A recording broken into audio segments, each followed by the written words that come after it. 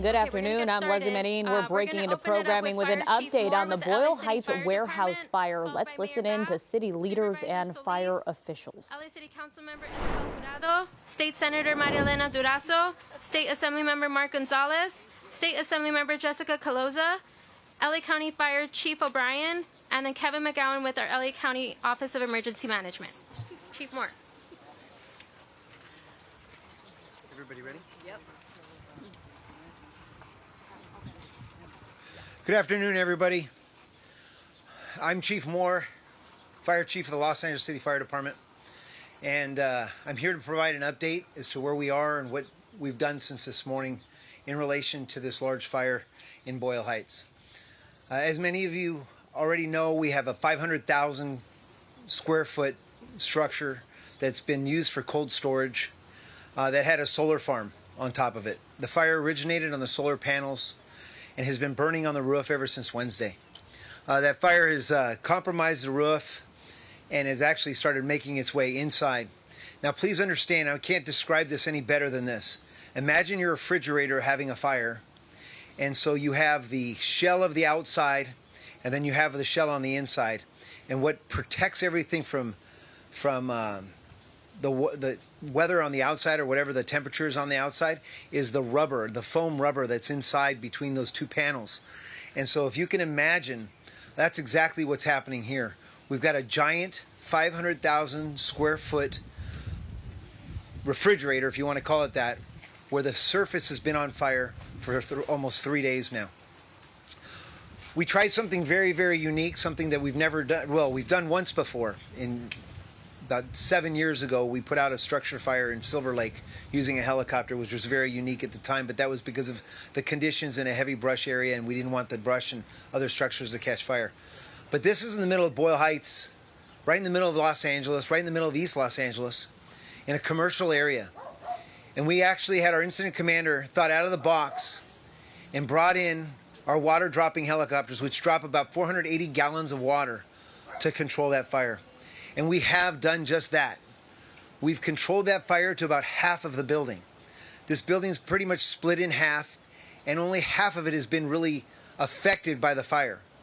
However, inside of that building, since we had to shut off all the refrigerant, remove all the ammonia, all the other hazardous chemicals that were inside that fire, the food that's in there is no longer frozen.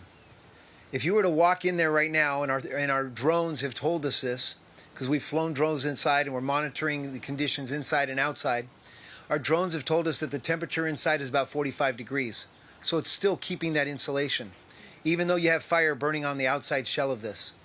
So what did we do since this morning? Well, we stepped up our game.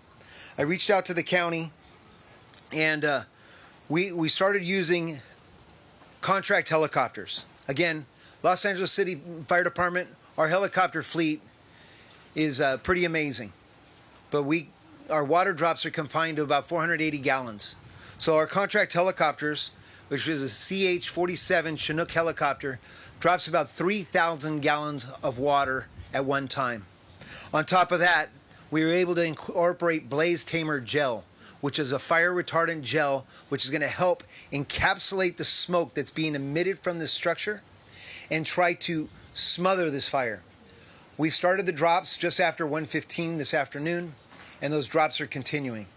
We know it's effective, and it's effective for two reasons. One, it's cooling things down, but if you can only imagine 3,000 gallons of water at 8.4 pounds per gallon, it's pounding on that roof. That roof's been burning for 3 days, and even this morning it wasn't fully compromised. We're using this water to actually drop that roof and get this water and this gel into that roof construction so we can start cooling it down. And that way our ladder pipes, which flow 1,500 to 2,000 gallons of water, can start penetrating inside this building and putting it out. Now that leads us to our next challenge. I reported this morning that we had 85 million pounds.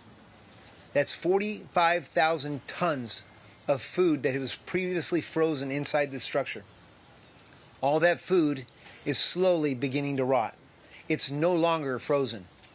It's warming up, and it's going to start to spoil.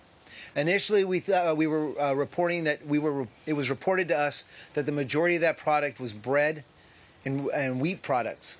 However, we're slowly learning as we start getting into this building that it is far from that. There's a lot of meat products in there: chicken, fish, poultry, pork, and beef. That's going to start to spoil. So that's going to create a hazard in itself. So if you can imagine the food inside your refrigerator with no power, no refrigerant, starting to rot, and then opening up your refrigerator door, that's about where we are now. So once we get this fire put out, the challenge that we have before us is the removal of all that product. Fortunately, we have a strong city family, and we've got great partnerships with the county, and we've even reached out to the state for their assistance, because it's going to take all of us to be able to mitigate this problem. Once we get this fire contained, we're going to be able to start pulling out all of that product, putting it onto trucks, being able to ship it out to the landfill and dispose of it properly. But that's all going to take time. Fortunately, we have not had any firefighter injuries and no injuries to anybody in the public, and we hope to continue that safety report. We want to do this safely. Keep in mind, we still have solar panels on this roof, on the entire roof. Our goal is to keep it to 1/2 of the building.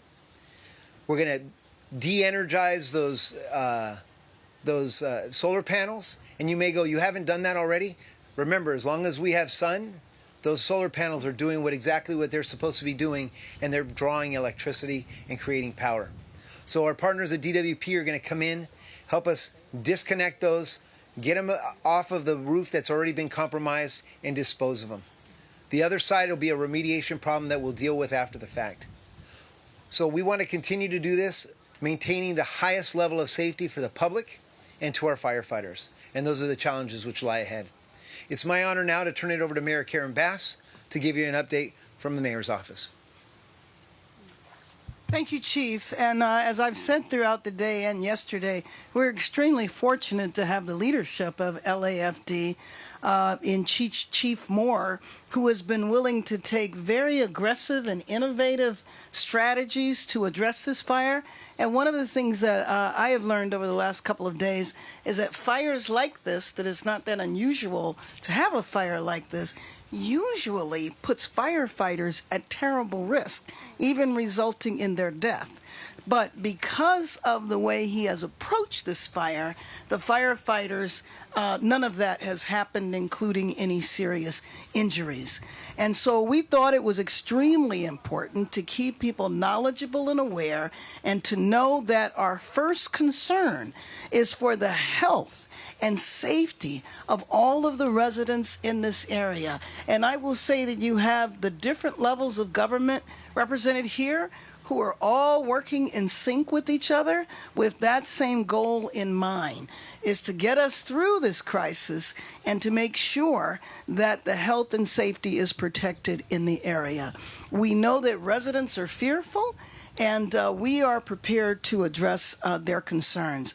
I have been in communication with the governor's office, and we issued a joint state of emergency, and I just want to mention a couple of points of that state of emergency. We have, of course, activated the Emergency Operations Center to be immediately activated and to take such steps as may be necessary for the protection of health, life, and property. We are requesting that the governor waive regulations that may hinder the response and recovery efforts, and that recovery assistance be made available under the California Disaster Assistance Act. We basically told the governor that we will be in touch from the county and the city in terms of ongoing requests for mutual aid as well as monetary assistance so that we can get this job done. We know that our concern obviously is putting out the fire, but to learn what was in this storage center that we thought was primarily bakery products, and to learn that it was more than that, really presents an entirely different picture. So people have asked, well, what is new? The situation is different today than it was yesterday and the day before, but I am fully confident that the leadership that we have here, the different levels of government, we will be able to address this and make sure that Angelenos are safe. So I am happy and honored to introduce a long-term partner, LA County Supervisor and Chair of the Board, Hilda Solis. Thank you, Mayor. Thank you so much. And I want to thank everyone for being here this afternoon again. And I also particularly want to thank the residents for their persistence and resiliency, not just in Boyle Heights, but East Los Angeles. And Mayor, I want to thank you, and I want to thank obviously our Chief Moore, as well as our LA County Fire Department for being there on the scene on Wednesday when this all took place. We know that right now it's very urgent that we both in unison are declaring that the pathway is for the state to assist us. So we will also be introducing a motion on Tuesday's board meeting so that we can declare a pathway forward, a state of emergency. And I am appealing to the governor and to our legislature to help us to weigh in, especially our LA delegation to help us. And we have some of those members here, and I applaud you for being here and assisting us. And I especially want to thank our council member, Isabel Jurado, who is here on the ground with her staff, working with our staff as well out there, and all of our partners, and especially the CBOs. And obviously, we want to thank the Red Cross for being here. But again, this is a big, big challenge for us, and we have a lot to do. I want to just make clear that ultimately this is a public health and a safety issue for our residents here. And I'm deeply concerned about the impact on our residents. And just to give you an example, the radius of the fire extends to about 2.5 miles. In unincorporated East Los Angeles, we're talking about 250,000 households. That's why this is important. It goes well beyond, I mean, we get it. The city's impacted, but we know that the unincorporated areas impacted, and we also are hearing from some of our cities who are also requesting assistance. But I'm more concerned also about our residents, the older adults, as well as those people with disabilities and children and people who have chronic illnesses, heart disease, and also asthma. These are the things that keep us up at night. That's why we opened up the City Terrace Park here for impacted areas, as well as the city opening up in Pecan Park. Last night, we did the same thing. We are walking lock and step here. We know how important this is. We know that there are places here for respite so people can come here, bring their pets, and we also have one of our mobile units, our healthcare mobile unit here, if people need to speak to a medical assistant or someone to get assistance there. I just want to say that at this time, we are also providing masks, and people that need air filters, they need to come forward and let us know exactly where they reside so that we can take care of that. And we're coordinating that with the city and with the county. If you need more information, please feel free to contact my office at area code 323-881-4601.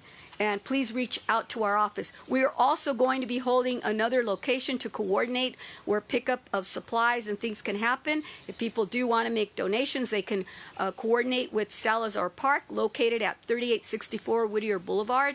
Their telephone number is 323-260-2330. If not, please feel free to call 211. That's our county services, and they could feel free to let us know what their needs are. Again, thank you for the cooperation, and I look forward to this partnership continuing on. And again, asking for the state, our governor, to please weigh in. Now's the time. Thank you. With that, it's my pleasure to introduce City Council Member Isabel Jurado, who represents Boyle Heights.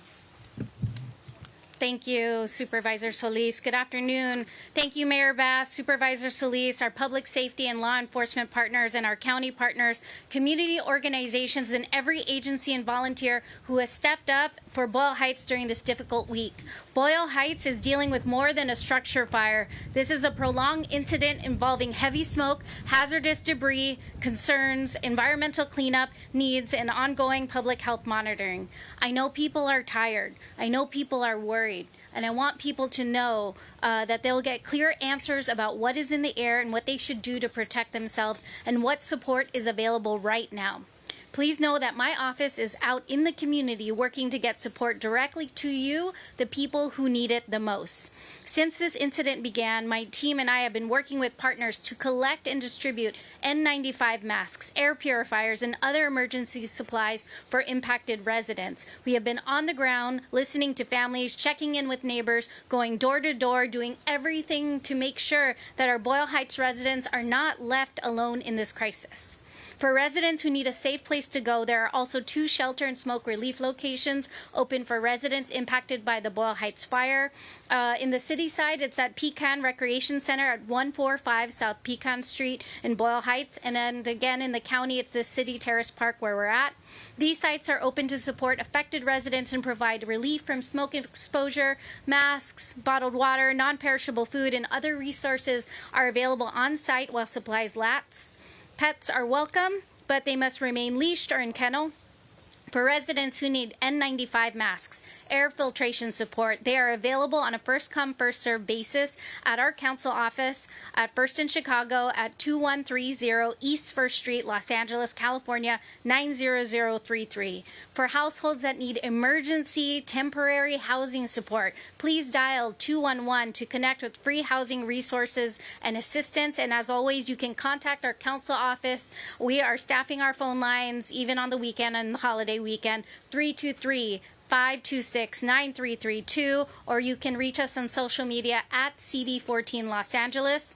I also want to be clear. Our office will keep pushing for transparency, timely updates, continued air monitoring, environmental assessment, safe debris removal, and direct support to the people that are most impacted. Boyle Heights should not have to carry this burden of this emergency alone. Residents deserve to know what happens, what risks remain, and what the plan is for cleanup and recovery. My office will continue to work alongside our partners that are up here today as a unified front to make sure that Boyle Heights gets the resources, information, and support it needs, not just today, but throughout the recovery process. Thank you. And I'd like to introduce the California State Senator, Maria Elena Durazo. Thank you very much. Much of what has already been said doesn't have to be repeated, but it's really important to show the different levels of government that are coordinating here, starting with Mayor Bass and the councilwoman, our Supervisor Solis, and my colleagues in the state legislature. I first want to thank the firefighters and all the emergency personnel who've responded to this fire at the cold storage facility, Chief Moore, and everyone. Thank you very much. You rushed to this danger to protect our families. So on the behalf of the state of California, we are grateful.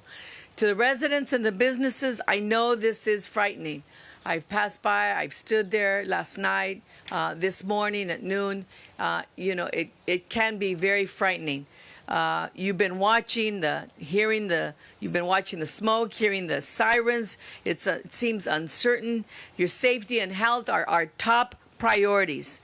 And please continue to follow the guidance. Stay away Okay, from you are the listening to the immediate very area. Keep latest from windows and fire doors officials closed. as well I as spoke city, right county, now and with some state of the, officials on the fire in Boyle Heights that started on Wednesday, still burning today at that major warehouse. We know it's about 500,000 square foot commercial building. Now, here is the very latest we know right now. We know as of this afternoon, fire officials are now using those very large Chinook helicopters that we normally see used during major wildfires. They're dropping about 3,000 gallons of water at a time on this fire. We're also told they're hoping to use what they called blaze tamer gel. They hope that it will help encapsulate the smoke and then smother that fire that does continue to burn. Fire officials also said their next challenge is that they have 85 million pounds of food inside this building. At first, they thought it was bread and wheat products. Today, they're learning it is pork, fish, chicken, beef. So all that they expect to rot and spoil. So they have to figure out how they are going to remove that. We did hear from the mayor, who says they have ordered a state of emergency with the state. They're hoping those resources, that money, will help with the firefight, but also the removal of all of the food. Now, there are plenty of resources for residents as well.